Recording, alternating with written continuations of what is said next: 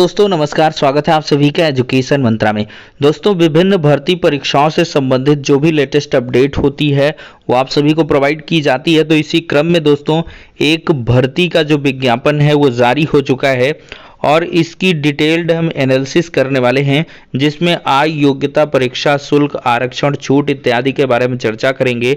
और लाखों छात्रों के लिए एक बड़ी खुशखबरी है, बहुत दिन से इंतजार कर रहे थे छात्र और उसी क्रम में देखा जाए तो इस भर्ती का जो नोटिफिकेशन है वो जारी किया जा चुका है और साथ ही साथ इसमें जो ऑनलाइन आवेदन की प्रक्रिया है वो भी स्टार्ट हो चुकी है। तो चलिए दोस्तों डिटेल तरीके से सब चीज़ों को फटाफट डिस्कस कर लेते हैं।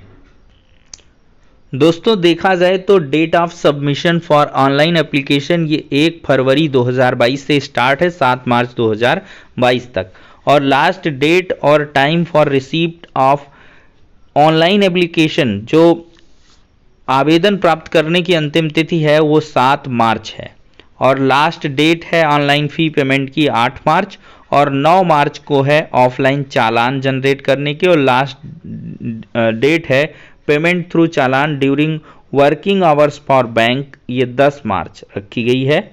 और यहाँ पर करेक्शन चार्जेस के साथ 11 मार्च 2022 तक आप लोग कर सकते हैं। और जो टीयर 1 का एग्ज़ाम है कंप्यूटर बेस्ड, ये मई 2022 में होगा, और टीयर 2 का जो डिस्क्रिप्टिव पेपर है ये बाद में नोटिफाई किया जाएगा। अब दोस्तों यहाँ पर हम बात करेंगे इसकी योग्यता के बारे में। तो यहाँ पर सबसे दोस्तों पहले हम जो पोस्ट हैं उनके बारे में चर्चा करते हैं।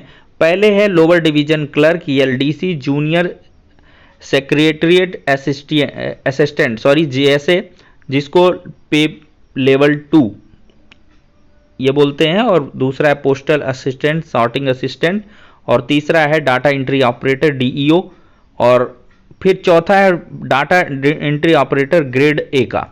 ठीक है, तो ये 4 प्रकार की पोस्ट आपको देखने के लिए मिलेंगी, और नंबर ऑफ वैकेंसीज जो हैं वो बाद में नोटिफाई की जाएंगी।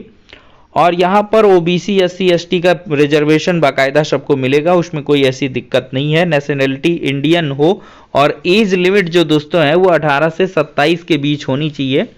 और यहाँ पर देखा जाए तो एससी एसटी को 5 साल का रिलैक्सेशन मिलेगा, ओबीसी को 3 साल का, पीडब्ल्यूडी है अनरिजर्व का 10 साल, ओबीसी का है तो 13 साल, एससी एसटी है तो 15 साल, एक्स सर्विसमैन के लिए 3 साल after deduction of military services rendered from the actual age age on closing date.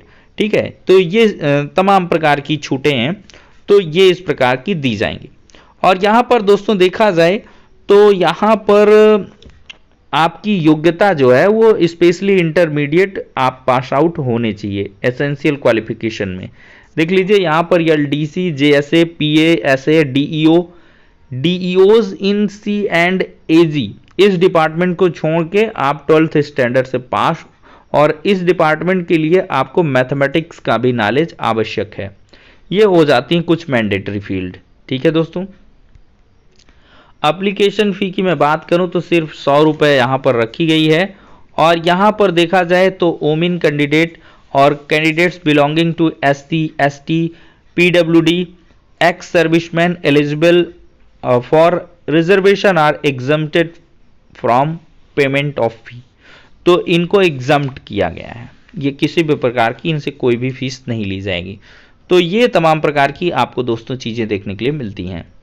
यहाँ पर centre of examination all India में है, हर जगह पे है, कहीं से भी कैसे भी आप एग्ज़ाम दे सकते हो।